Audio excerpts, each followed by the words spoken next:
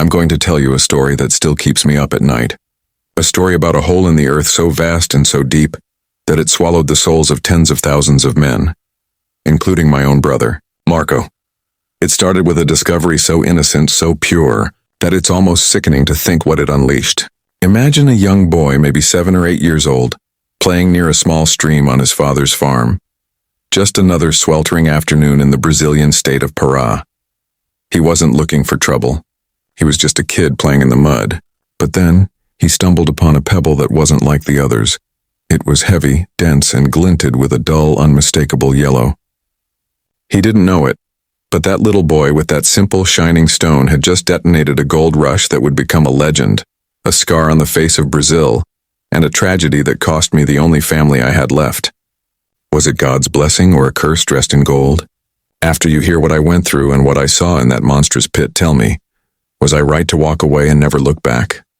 My name is Eduardo, and I was born under a hot sun in the dusty, forgotten corners of the Brazilian Northeast. We were poor, not the kind of poor that's romanticized in songs, but the grinding, stomach-gnawing kind of poor. My brother Marco was my shadow and my anchor. He was 2 years older than me, stronger, louder, and full of a restless energy that made him believe he was destined for something more than just tending to a patch of dry, stubborn soil. Our father, a quiet man worn down by the land, used to tell us, the earth gives only what it is forced to give. But Marco, he always had his eyes on the horizon, convinced there was an easier way, a grander destiny waiting for us. That destiny arrived in January of 1980, not with a bang, but with a whisper that quickly became a roar that echoed across the entire country. The news started as rumors carried by truck drivers and traveling salesmen. A mountain of gold found near a place called Serra Pelada, Naked Mountain. The initial find had actually been in 1979 by that boy, but the real madness started months later, when the local press finally got a hold of the story. They reported colossal nuggets, pure gold just lying in the dirt, the kind of riches that could change a man's life in an afternoon. Marco's eyes, already bright with ambition, practically caught fire. "Eduardo," he said to me one evening, his voice low and vibrating with excitement. "This is it. This is what we've been waiting for. We can't spend our lives fighting this dust. We're going to Serra Pelada." I was hesitant. I had heard the stories, of course, the ones that spoke of danger, of lawlessness, of men killing each other for a speck of yellow dust. But Marco was already packing. He had this intoxicating belief in his own luck, a confidence that swept aside any of my quiet fears. He managed to sell the last of our meager livestock, scraping together just enough money for a one-way bus ticket and a few weeks of supplies. The journey was a blur of dust, heat, and anticipation. As we got closer to the state of Pará, the roads became choked with people, men mostly, but some desperate families too, all drawn by the same irresistible siren song of instant wealth. It was an army of hope, wearing threadbare clothes and carrying rusty tools. When we finally arrived at the edge of the mining area, I understood why they called it Naked Mountain. It wasn't a mountain anymore. It was a gaping wound, a massive terraced hole in the earth roughly 200 meters across and eventually over 150 meters deep. It looked like something built by giants, an inverted pyramid teeming with life. The sheer scale was terrifying and magnificent. From the rim, the entire operation looked like a surreal, disturbing work of art. Tens of thousands of men, garimpiros as they were called, crawled over the muddy slopes like ants, carrying sacks of dirt on their shoulders. It was a living, breathing machine powered by pure, desperate human desire. Marco and I didn't waste a moment. We descended into the pit and the heat and noise hit me like a physical blow. The air was thick with the smell of sweat, mud, and diesel fuel from the pumps. There was no organization, no heavy machinery. The Brazilian government, wanting to prevent large corporations from taking over, had initially declared the area a free-for-all, allowing only manual labor. Every bit of earth, every bucket of ore was carried out by a man's muscle. We quickly found a work spot, a small muddy claim on one of the terraces. We had to work as formigas or ants. The garimpero was typically a man who owned the claim or had bought a trabalho, the right to dig in a certain spot, and the formiga was the carrier, the muscle. Marco had enough money to buy a small trabalho, a patch of mud maybe 2 meters square, and he immediately hired 2 other desperate men to help him dig. I, being the younger and less experienced, became one of the Formigas. My job was simple, brutal and endless. Fill a sack with heavy, wet earth, tie it shut, and carry the 30 to 60 kilogram load up the slick, 100-meter vertical climb out of the pit.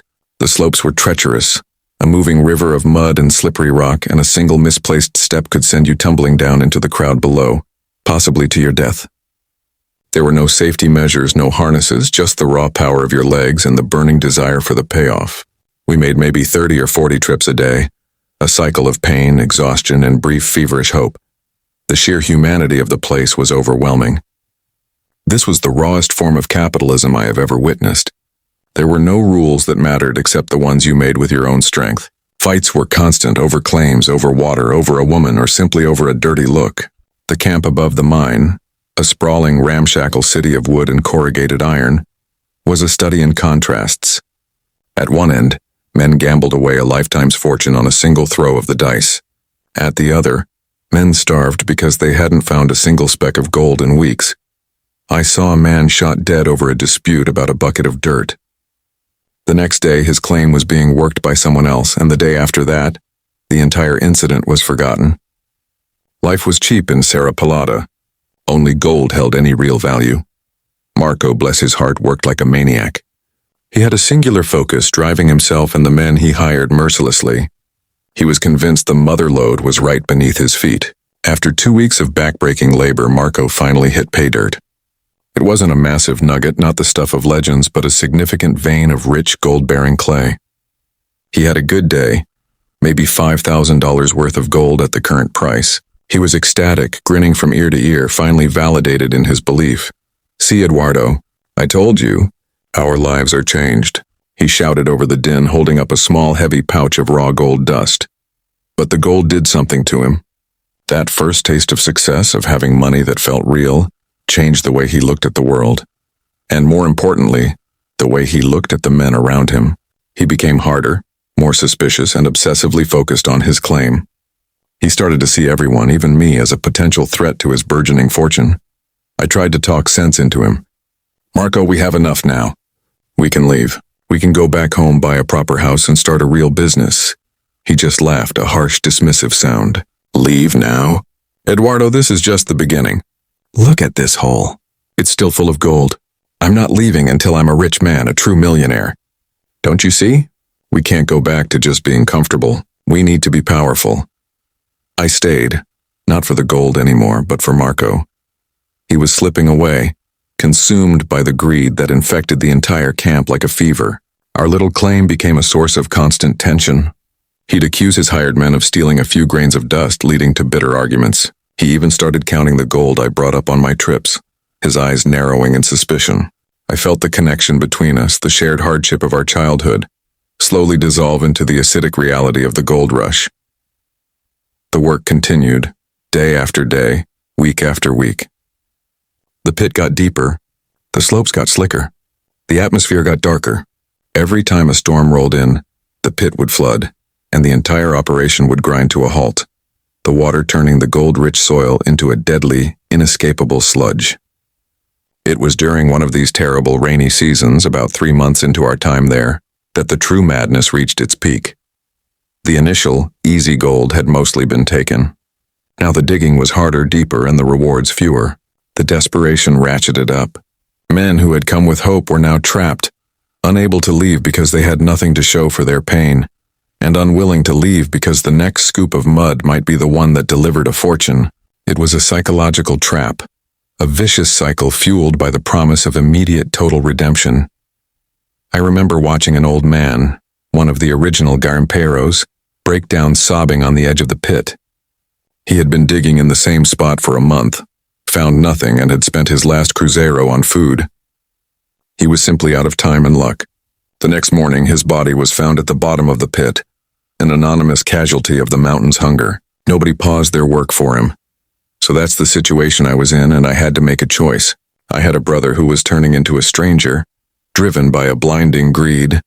I had a small, secret stash of gold I had managed to save from my own work, enough for 2 bus tickets and a modest new start.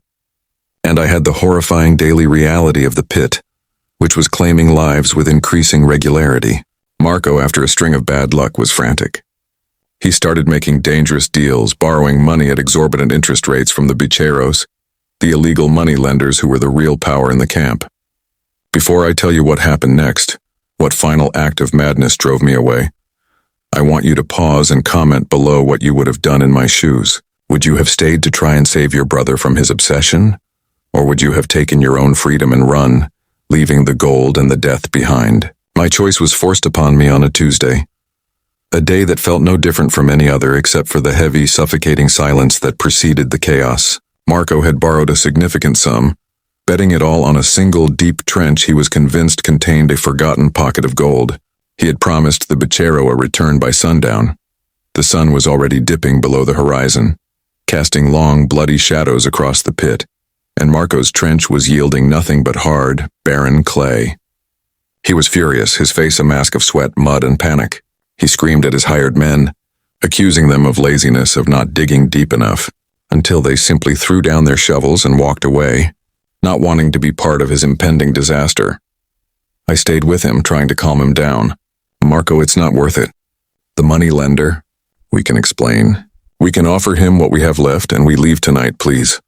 He turned on me, his eyes wild and unfocused. What we have left? He spat, a terrible realization dawning on him. You've been holding out on me, haven't you? You've been carrying up your own gold, that little bit of dust you kept hidden from me. You were going to leave me here. The accusation hurt more than any physical blow. I saved it for us, Marco. For our escape. You've lost everything chasing shadows. He didn't listen. He simply lunged, not for a fight, but for my hidden pouch. A brief, desperate scuffle ensued on the slick, muddy terrace. We were brothers. And yet in that moment we were two desperate, mud-covered garimperos fighting over a handful of dust. He was stronger, but I was fueled by the fear of losing my only way out. As we struggled, we slipped, both of us tumbling a short distance down the muddy slope. When we stopped, gasping for air, the pouch had flown out of my hand, landing precariously close to the edge of an adjacent, deeper trench, a narrow, unstable cut in the terrace wall. Marco scrambled for it, his hands digging into the mud, his entire focus on the gold. Then, a sound, a low, groaning rumble that had become all too familiar in the unstable walls of Serra Pelada. The trench wall next to Marco began to shift. A crack thin as a thread snaked rapidly down the clay. Marco, get back! The wall! I screamed, my voice raw with terror. He had the pouch now, clutching it to his chest, but he was too slow. A cascade of wet, heavy earth erupted from the trench wall, a localized mudslide driven by the pressure of the surrounding ground. I saw his face for a final moment. Not the face of my brother, but the haunted, greedy face of a man possessed. Before the mud hit him. It wasn't a complete burial, not the kind of swift end that took the others. It was a crushing partial collapse. He was pinned from the waist down by tons of wet, clay-heavy earth, his upper body still free, his eyes wide. Terrified, I rushed to him, frantically digging at the mud with my bare hands, tearing my fingernails, but the earth had set around him like concrete. It was too much, too heavy, too fast. Other garimperos heard my desperate cries and came running, but the site was too unstable. One of the older men, a grizzled veteran of the goldfields, placed a hand on my shoulder, his face grim. It's no good, boy. He's gone. If we try to dig him out, the whole terrace will go. The pressure. It's already done its work. I knelt beside my brother, the gold pouch, my gold, his final prize, clutched loosely in his mud-covered hand. He didn't speak. He couldn't. His breath was coming in shallow, agonizing gasps. He simply looked at me, and in his eyes I finally saw my brother again. The terror and the unspoken apology. I took the pouch from his hand, closed his eyes, and whispered goodbye. I couldn't save him, and in that moment I understood the terrifying price of the gold. I left him there. I had to. The bicheros would be there any minute, and I knew what they did to defaulters. With the roar of the pit still echoing in my ears and the unbearable weight of my brother's final look on my soul, I climbed out of that hole one last time. I walked past the teeming, bustling city of avarice, past the gamblers and the whores, past the men who were still laughing with the insane joy of a fresh find, and I didn't stop until the sound of the pumps and the shouts of the garimperos were a faint, fading memory. I used the gold I had saved, the gold that Marco died trying to claim, to buy a life outside of that madness. I never returned to Serra Pelada. The pit itself eventually closed, becoming a flooded lake. its depths holding untold amounts of gold, but also the remains of countless men who were swallowed by its greed. The tragedy was not just the number of deaths, but the spiritual death it inflicted on the tens of thousands who survived, men who saw the worst of humanity in themselves reflected in the yellow gleam of a medal. I live a quiet, simple life now, far from the dust and the heat. I am comfortable, certainly not a millionaire, but I am free. I carry the scar of Serra Pelada on my memory, and the image of my brother's final look is the price I paid for my freedom. It's a strange thing to be saved by the very thing that destroyed the person you loved most. I often wonder if the earth itself wasn't punishing us for trying to take its heart. Was the curse lifted when I walked away, or did I simply trade one kind of gold-induced misery for another? I'll never know. The gold changed everything for everyone, not just me. The Brazilian government eventually took control, bringing in heavy machinery, and the great Garimpeiro free-for-all came to an end, transitioning into a more conventional corporate mine. But the legend of the pit, that single giant man-made hole, will forever stand as a monument to the dangerous illusion of easy wealth. A place where dreams were not just lost, but actively buried. That boy's innocent pebble sparked a fire that consumed my brother and nearly consumed me. Like this video if you were on my side, if you think I was right to save myself and leave the gold and the death behind. Subscribe for more stories like this. True tales of history's most desperate moments and the impossible choices they forced upon ordinary people. Share your final thoughts on this whole mess in the comments section. Tell me, if you were me, what would you have done with the gold? I'll see you all in the next story.